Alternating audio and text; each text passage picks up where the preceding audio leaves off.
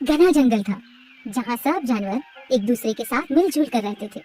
उस जंगल के बीच एक सुंदर और बड़ा सा तालाब था। उस तालाब में एक मगरमच्छ रहता था। तालाब के चारों ओर बहुत सारे फलों के पेड़ लगे हुए थे। उनमें से एक पेड़ पर एक बंदर रहता था। बंदर और मगरमच्छ एक दूसरे के बहुत अच्छे दोस्त थे। बंदर पेड़ से मीठे मीठे फल तोड़कर खुद भी खाता था और अपने दोस्त मगरमच्छ को भी देता था। मगरमच्छ भी बंदर को अपनी पीठ पर बैठाकर पूरे तालाब में घुमाता था। दिन बीतते गए और दोनों की दोस्ती और गहरी होती गई। बंदर जो फल मगरमच्छ को देता था, मगरमच्छ उनमें से कुछ फल घर ले जाकर अपनी पत्नी को भी खिलाता था। उसकी पत्नी भी उन फलों को बड़े चाव से खाती थी।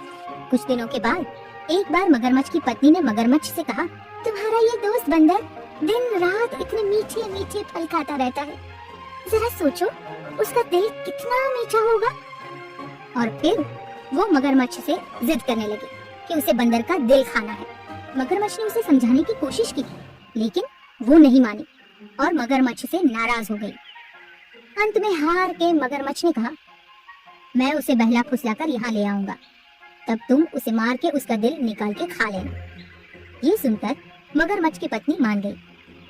अगले दिन रोज की तरह ढेर सारे मीठे मीठे फलों के साथ बंदर अपने दोस्त मगरमच्छ का इंतजार कर रहा था। कुछ ही देर में मगरमच्छ भी आ गया और दोनों ने मिलकर फल खाए।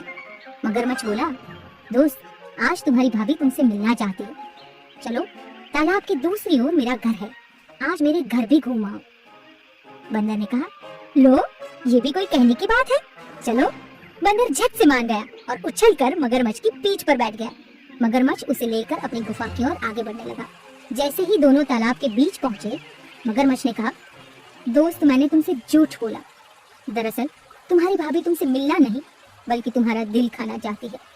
मैंने तुम्हारे साथ धोखा किया है, हो सके तो मुझे माफ कर देना। ये कहकर मगरमच्छ नकली आंसू बहाने लगा और अपने घर की तरफ बढ़ता रहा। मगरमच्छ की बात सुनकर बंदर का कलेजा कांप गया। डर के मारे वो पसीने पसीने हो गया। वो मौत की तरफ तेजी से बढ़ रहा था। उसने चारों ओर देखा, हर तरफ पानी ही पानी था। बच के भाग निकलने का कोई रास्ता नहीं था।